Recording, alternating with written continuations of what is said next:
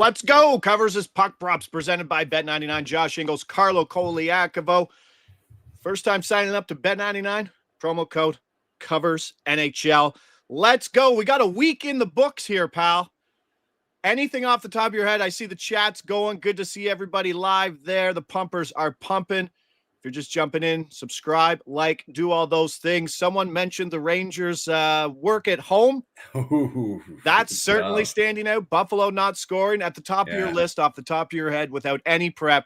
What's something that's standing out after 7 days in the NHL? Well, considering its recency bias, I mean, the Rangers playing 3 home games this year without scoring a goal is relevant and significant. But the Central Division, wow. It is, you know how they call when they do the World Cup, they call it the group of death? Yes. The Central Division is the group of death right now, if you ask me. Because, I mean, who's not making the playoffs in that division? I mean, Minnesota is the 6th ranked team in that division right now. I think another surprise for me is how much attention the Anaheim Ducks are getting. I don't know if you saw their I stayed up. I was watching the score. I stayed up and woke up like 3 times in the middle of my sleep to check Anaheim scores because they're exciting, man. They're exciting, and the fans in Anaheim are feeling it. First time ever they've sold out a home opener. So I don't know if it was the Duck masks that they gave out yesterday, or it's Joe Quenneville coming to town and this team feeling like it's ready to turn the corner. It's the Michael Granlund effect. Maybe it is. Maybe it is. But other than that, it's been somewhat, I mean, the Boston Bruins winning 3 games out of 4. That's surprising. Other than that, it's been pretty much as expected, no? Jack Eichel, expected for sure. Yeah. You couldn't get that in for me, could you? No, you go away. You ruined my accounts. And yeah, we're off to a good start. Winning day last week. Let's get to some stuff people were talking. There was some funny things. Like there's just some guys who aren't finding the sheet, but their line mates are. Nick Ehlers is one of them. Someone mentioned, I think it was Portal, saying he's sure he's not just a crash test dummy suiting up in an Ehlers jersey. He hasn't found the score sheet. Guys like Dylan Holloway on the second line haven't found the score sheet, it seems like.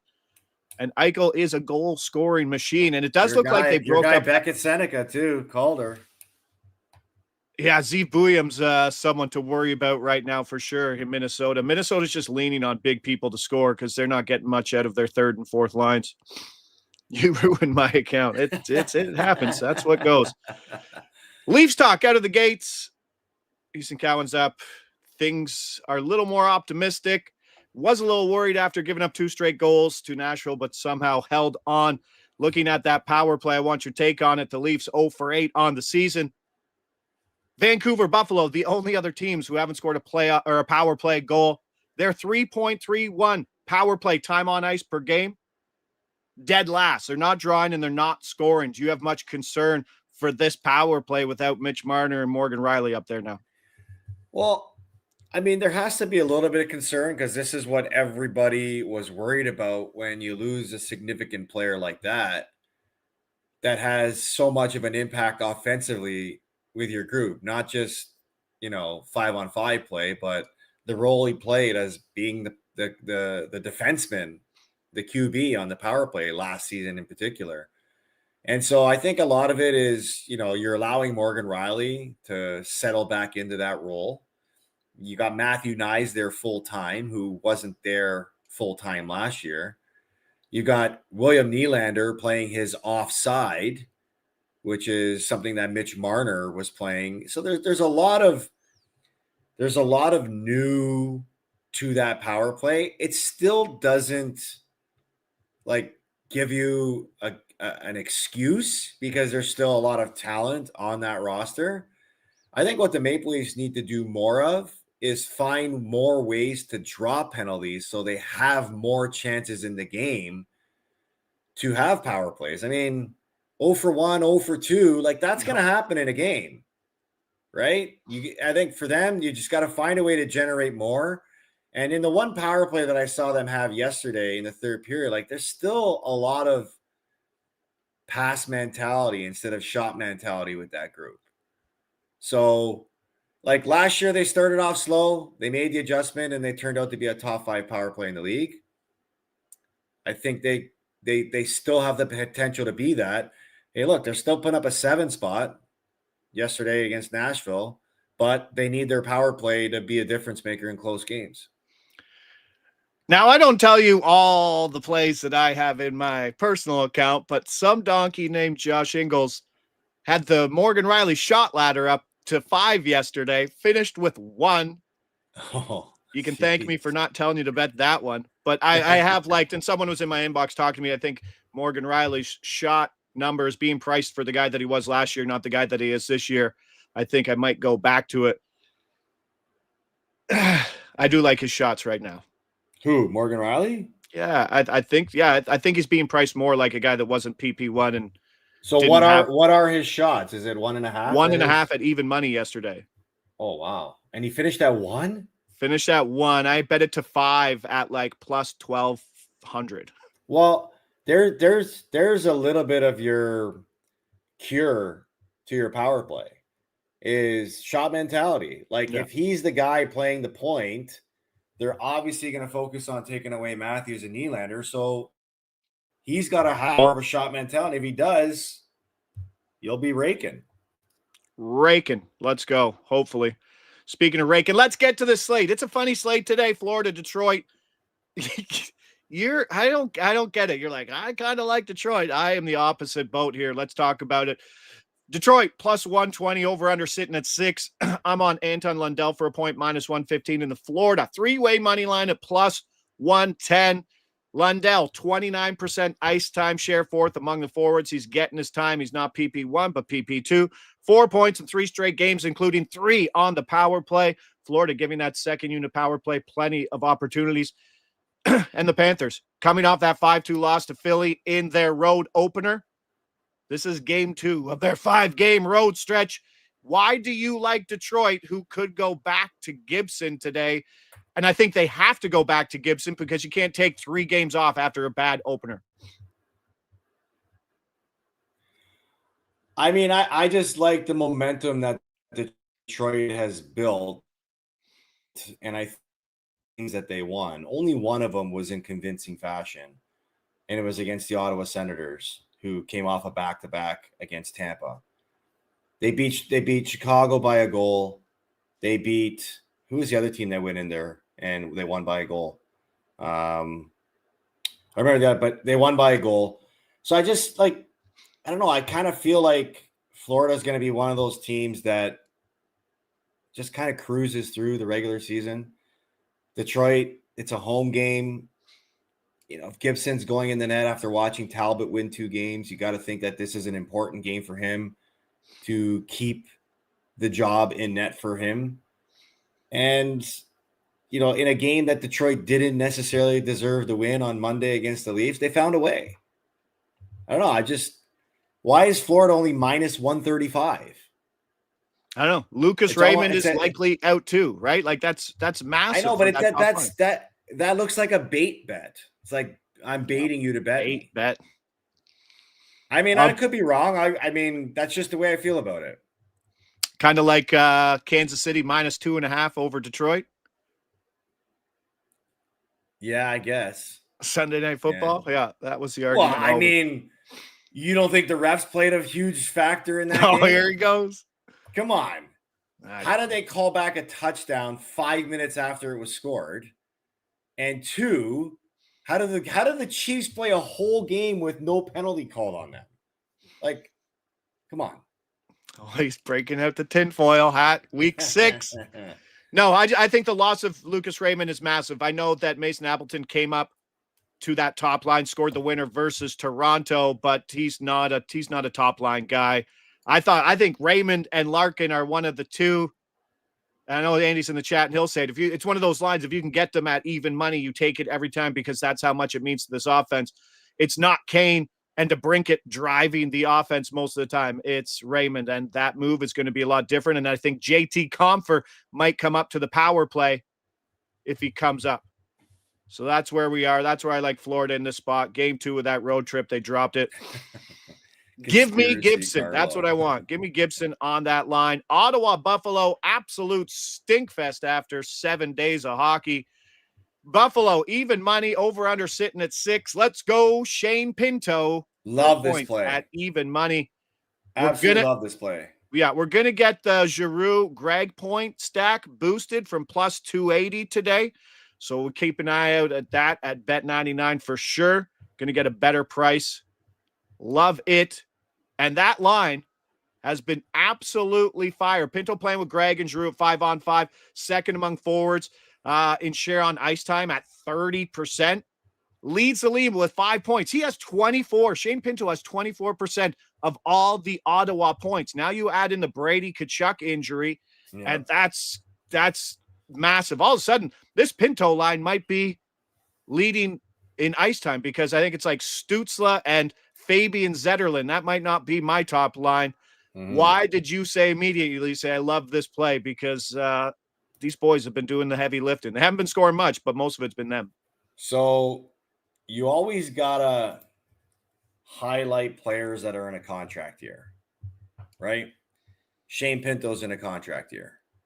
And before the season started, I did an Ottawa Senators broadcast, and I tried to project what type of season Shane Pinto would have. And I said, this guy's scoring 30 goals this year because everyone wants to peg Dylan Cousins as their second line center iceman. And Dylan Cousins has one 30-goal season, and the other 4 have been in the teens.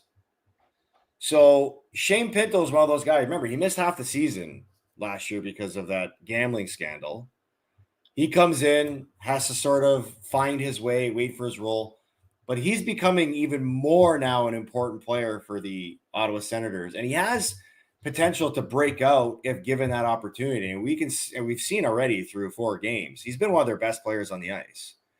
Now that you're going to have to lean on him more in the absence of Tkachuk, still no Batherson, I just think this is a breakthrough opportunity for a guy like Pinto, not just to help accelerate his own play and his own production, but for the team to lean on him to be an important player. He's going to be probably elevated to the top PP too.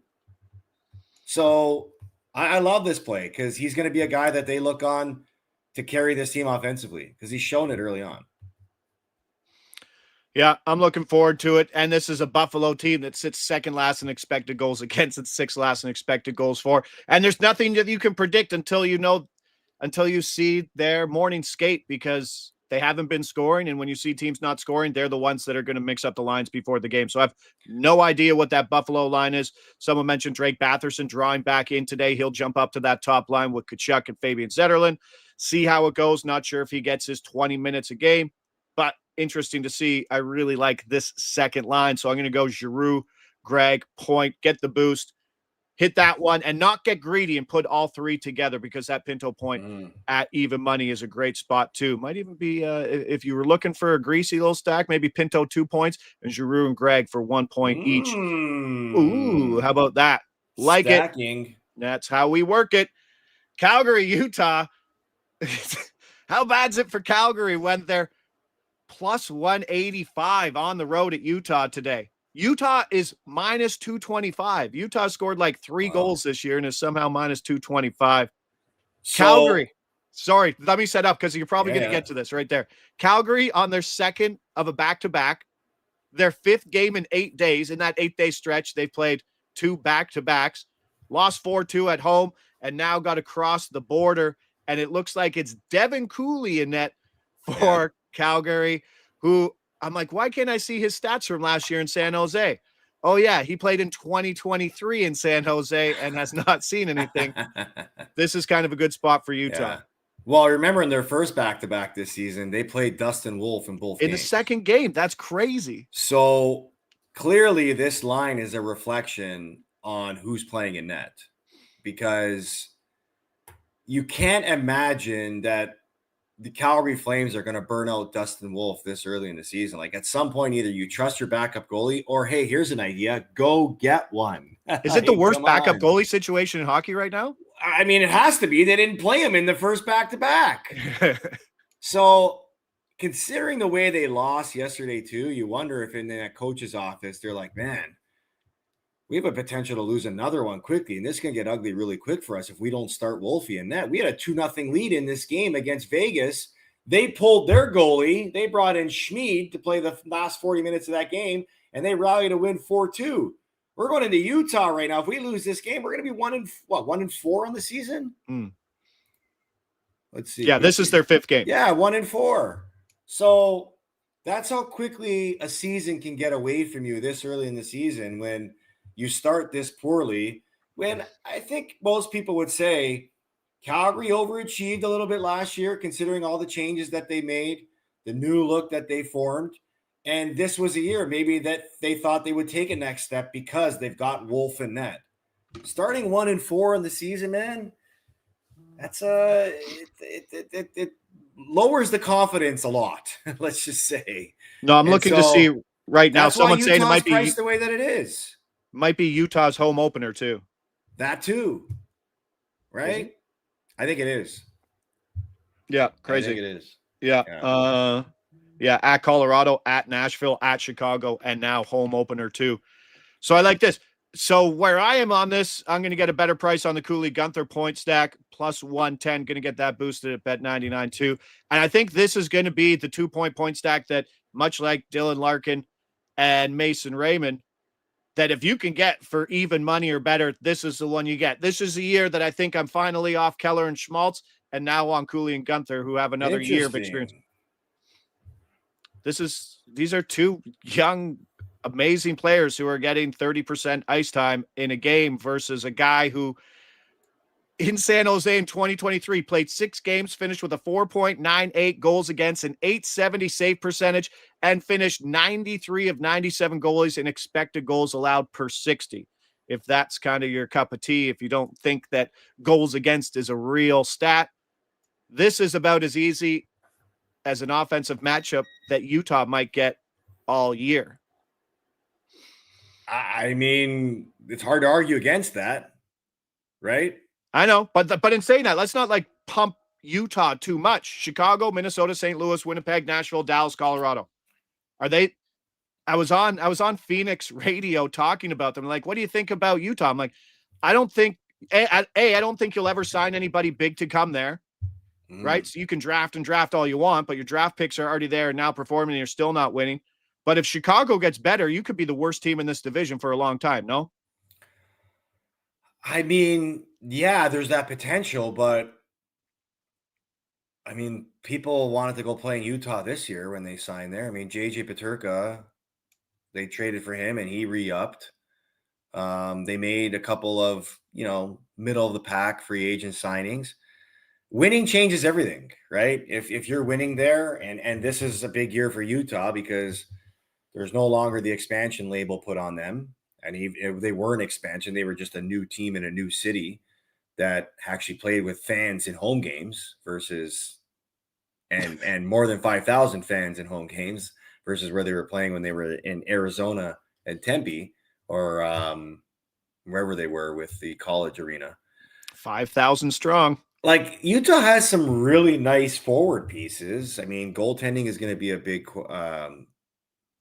decision for them. Is it going to be Vemelka that goes the whole way? They got rid of Ingram. So who's the backup there? There's Carter Hart's there. There's that Carter Hart is signing today, and the speculation is leaning towards Vegas. So I don't know if I feel as bullish on Utah as you do, but again, John Marino, Ian Cole, and Dmitry Simashev, their bottom 3 defensemen. That needs to improve. No, for sure it does. Ollie Mata in the top pair. Yeah, no, for sure it does. They're going to have the team that's going to rely a lot on within, right? I mean, they traded Kesselring and Doan for Peterka. Peterka's not even in their top 6 right now. I'm like, what are you doing? So yeah, Peterka's playing with Gunther and Cooley. And someone asked in the chat, would you add him to beef up those odds? I think you go that same way. I think you take a stab at Cooley and Gunther, add even money or better, and then go 2 points, 1 point with the guy who's only on at 5-on-5. That's what I would do with them. But I mean, you got Karel Veljamelka and Vitek Vanacek, who hasn't found a home in about 13 years in the NHL, seems to be going from team to team. Yeah.